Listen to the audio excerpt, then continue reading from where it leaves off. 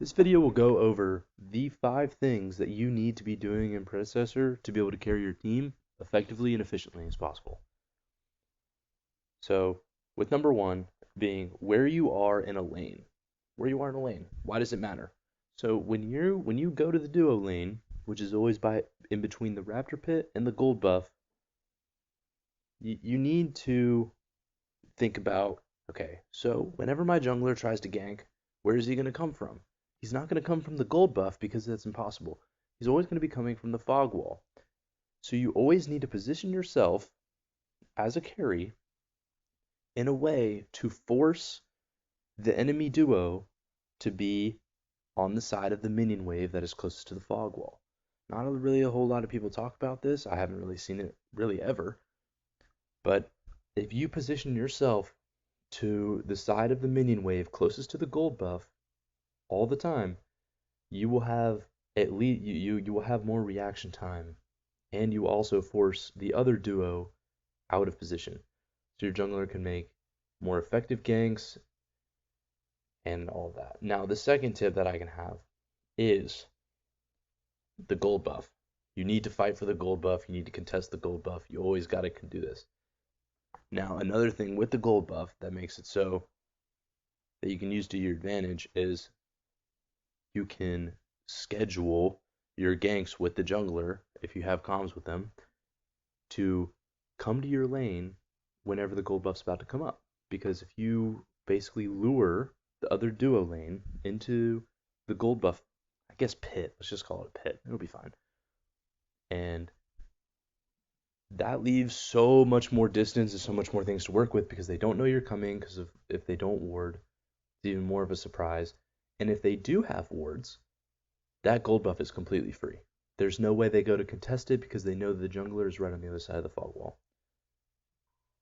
Next, we're going to go into ADC's crest items.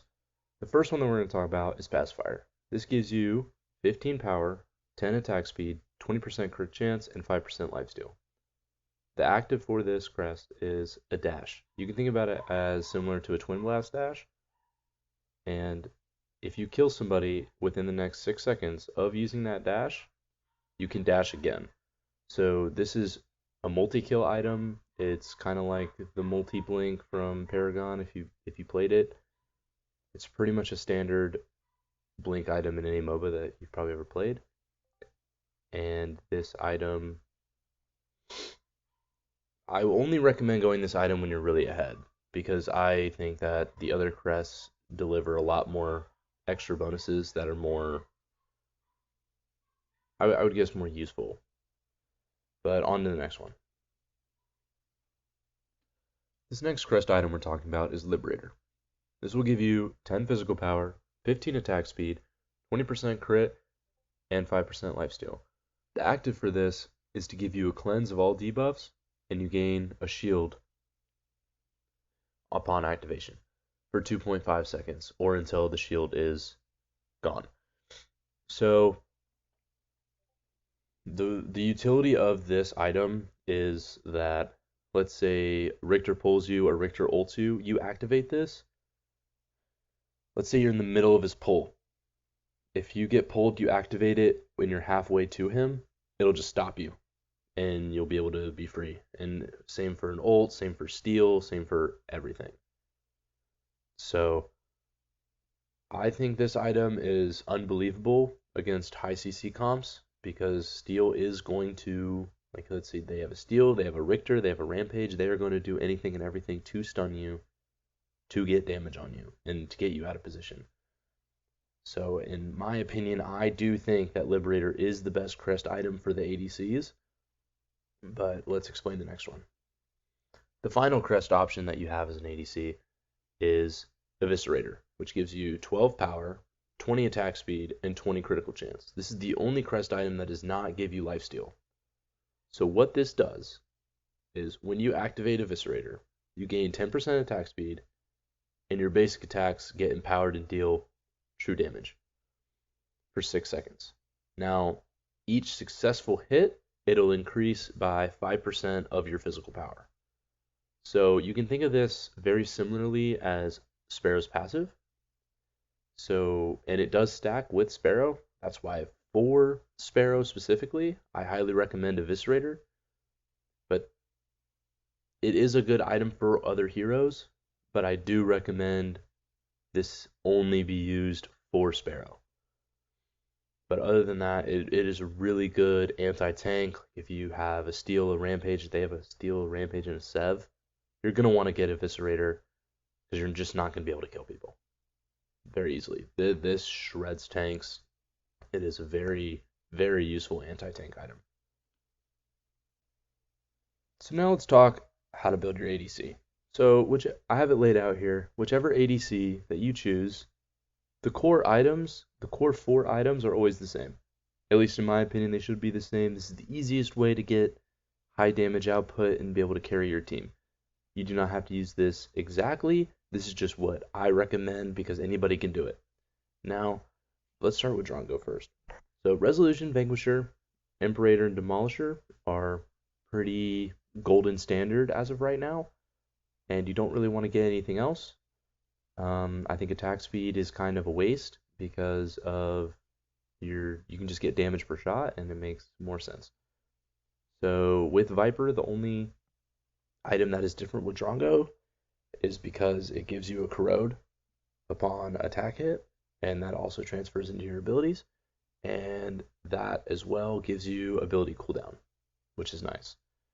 Now for Murdock, I chose Painweaver because whenever you activate an ability, you get bonus physical power, and since Murdock does have up to 4 activations, 2 with his mine, his stim, and his shotgun, he can use this ability the most out of all the ADCs in the game.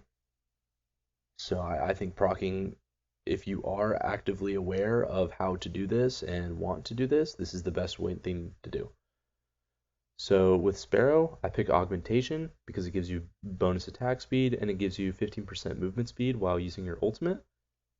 This in combo with her ultimate's extended range allows for, no matter if they blink, even if someone blinks away from you, you will catch them in your ultimate. So you can just pause this. I'm going to leave it here on screen for a little bit. This is what I recommend to build just every single game. There's really there's nothing better than just straight DPS. The river buffs you're going to want to get in a match. The first one is attack speed, which is the orange buff. You're going to want to get this because this just improves your overall attack speed, just gives you more DPS. It's pretty safe and simple. The next buff you would want to get is the white buff, movement speed. White, gray, don't really know what color exactly, but it gives you movement speed, which will help you get out of dangerous situations or help you catch up. And the final buff you're going to want to get is the green buff, which is, it just grants you a shield. That's it. That's all it does. Just lets you take a little bit more damage than you should.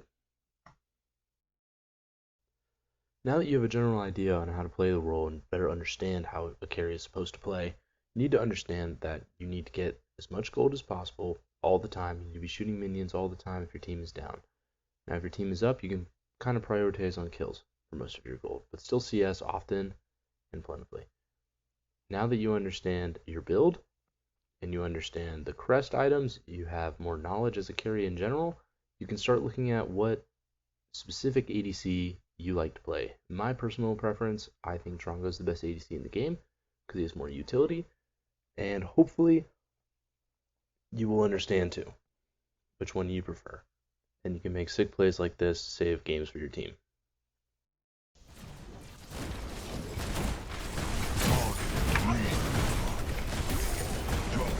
Look how fast I have my ult back already. Dude, what the fuck? Look how fast I move.